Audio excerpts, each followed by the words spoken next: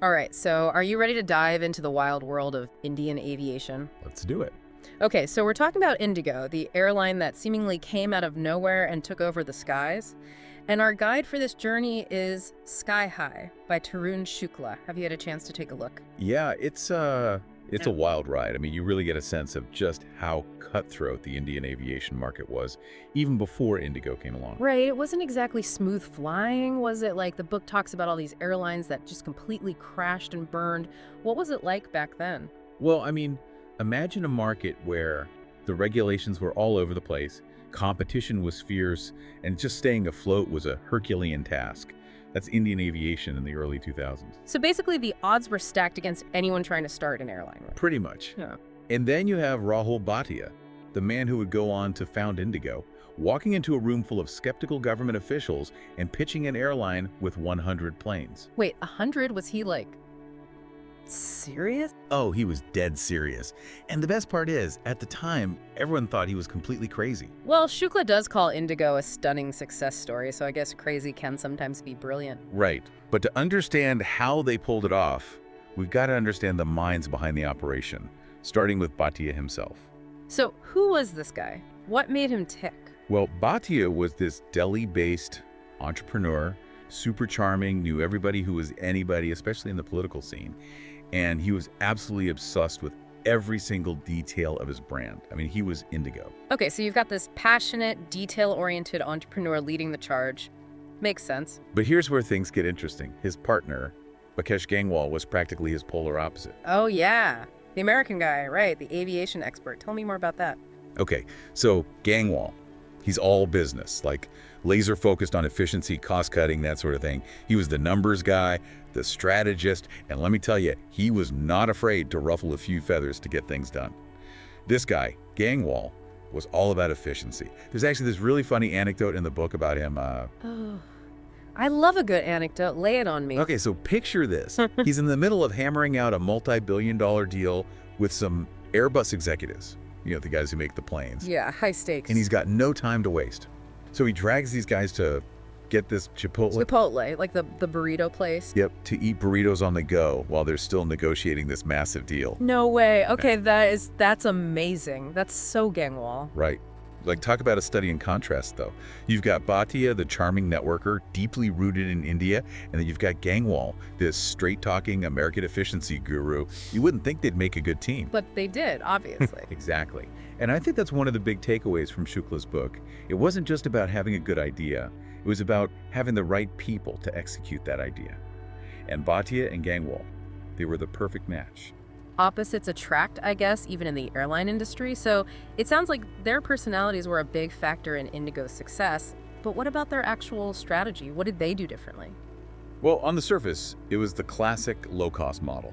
Cheap tickets, no frills, you know, the drill. Right, but IndiGo took it to a whole other level, right? Like they really honed in on what Indian travelers actually cared about. Absolutely. And one of the biggest things, punctuality. IndiGo built their entire reputation on being on time.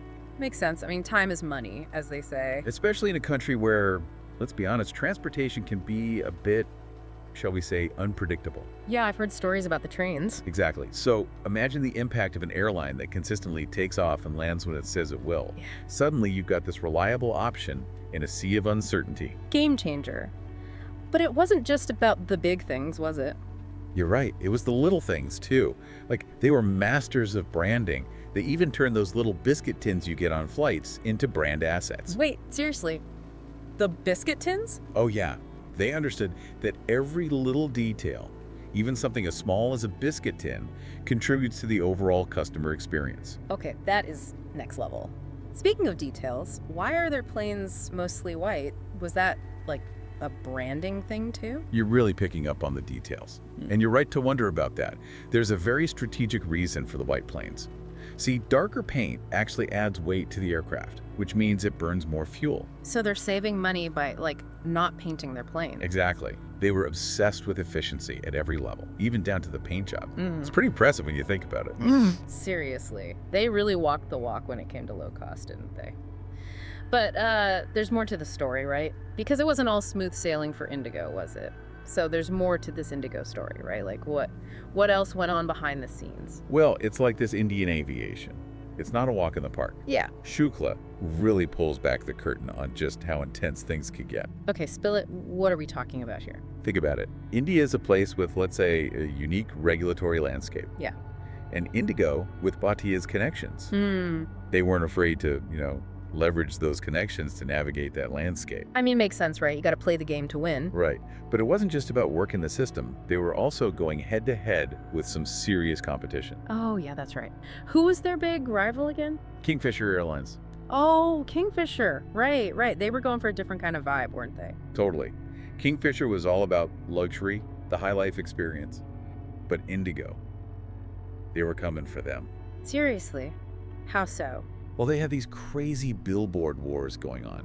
Like imagine you're driving down a highway in Mumbai, right? Okay, I'm picturing it. And you see this massive Kingfisher ad. Yeah. All sleek and aspirational. And then right above it, an even bigger IndiGo ad, basically undercutting them on price. Dude, no way! So they were just throwing shade, like publicly. Oh yeah, it got pretty savage.